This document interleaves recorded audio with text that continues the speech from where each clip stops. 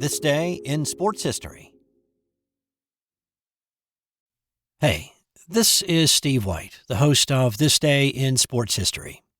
A quick note before we get started today. This podcast originates from Western North Carolina, an area that was recently ravaged by Hurricane Helene. The situation is dire for many who lost their homes, their cars, their businesses. Consider a donation to a charity to provide assistance, such as the Western North Carolina Red Cross, or another organization providing assistance and outreach. I've put some links in the show notes. Thanks.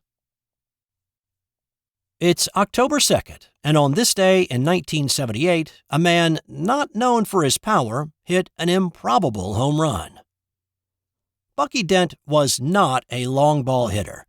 Sure, he'd hit a few, but as the Yankees' shortstop and the ninth man in the batting order, not much was expected of Dent at the plate. He was in New York for his defense.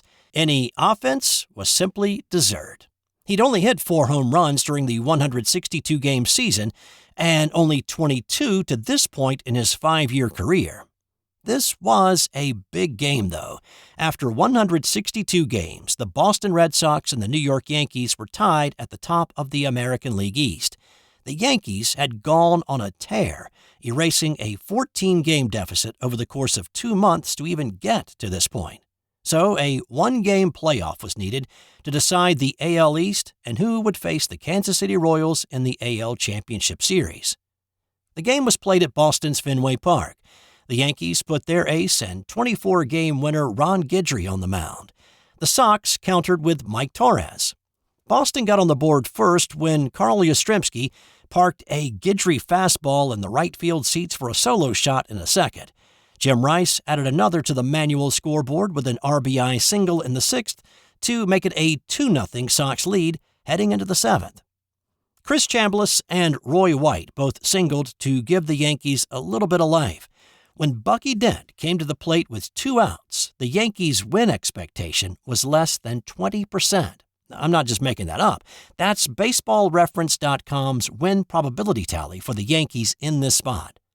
Dent, a .243 hitter on the season, and there was a thought about pinch hitting for Dent in this crucial situation, but they had already pinch hit for second baseman Brian Doyle, and they were low on infielders. Maybe if there had been less than 2 outs, manager Billy Martin may have pulled the trigger on that one. Dent was 0 for 2 in this game when he stepped in. After fouling a ball off his left ankle that required attention from the trainer, the count was 1-1.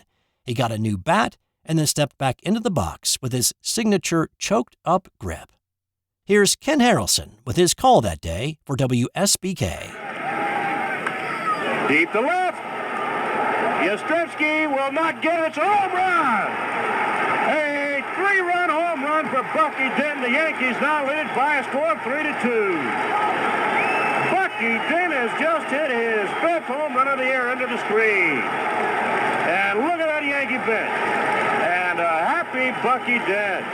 Yankees now lead 3-2. Well, the last guy on the ball club you'd expect to hit a home run just hit one into the screen. Bucky Dent. Torres' fastball sailed up in the strike zone, and Dent got just enough to clear Fenway's green monster. The Yankees scored another one in the inning to make it a 4-2 game going to the 8th.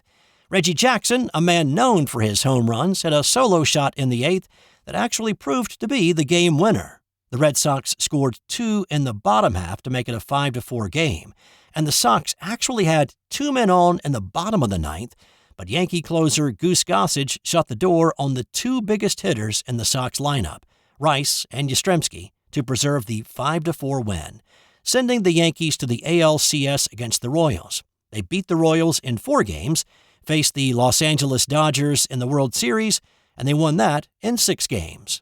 And Dent was named MVP of the World Series even though he did not have a single home run. But they wouldn't have even been in the World Series if it hadn't been for Bucky's clutch 3-run shot on this day in 1978. On this day in 1968, Bob Gibson continued his incredible year-long run into the postseason and threw straight-up smoke. This was Game 1 of the '68 World Series, and the Cards' ace got the start against the Detroit Tigers. I talked a few days ago about the year that Gibson had in '68. He was nearly unhittable and had a league-low ERA of 1.12. He started off the day striking out 7 of the first 9 Tigers. He got some run support in the 4th inning and then continued to blow speed balls past Detroit hitters. He entered the 9th inning needing 1 to tie and 2 to break Sandy Koufax's World Series record of 16 strikeouts. He sat down heavy-hitting Al Kaline to tie it, blew 3 by Norm Cash to break it, and then struck out Willie Horton for his 17th victim of the day to set a new mark. That is still the record for strikeouts in a World Series game. The most recent to come anywhere close to Gibson's amazing number is New York Yankee Orlando Hernandez and his 12 strikeouts in 2000 against the Mets. And on this day in 1995, the Chicago Bulls made a move that would help them win 3 more NBA championships. Now, to say this was the key ingredient to their second three-peat would be a little bit of an overstatement, but the addition of Dennis Rodman added rebounding that they needed, even if it caused a little heartburn with his teammates, his coaches, management, and occasionally fans and camera guys. But on this day, the Bulls sent Will Perdue to the San Antonio Spurs to acquire the Worm. While Rodman didn't bring the offense that Horace Grant had provided, Grant's departure for the Orlando Magic left a bit of a hole at power forward and on the glass.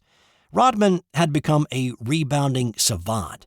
In his last 2 years in Detroit, he led the NBA with 18 boards a game. He then went to the Spurs, where he continued to lead the league in rebounding for the 2 years that he was there. He also struck up a bit of an unusual friendship with Jack Haley in San Antonio. Haley seemed to be the only guy in the league who understood Rodman on a cosmic level. The bond was so important that the Bulls actually brought Haley in 4 days later to join the Bulls roster. Rodman rarely talked to anybody else other than Haley on the team, and Haley got the moniker Rodman's babysitter. He was not especially fond of the nickname, but he was willing to hang out with Dennis. There's even the idea that the Bulls' '96 NBA title run was aided, in part, by Haley's willingness to go to all sorts of bars with Rodman. During his 3-year stint in Chicago, he led the league in rebounding each year, and the Bulls won the NBA title all 3 seasons.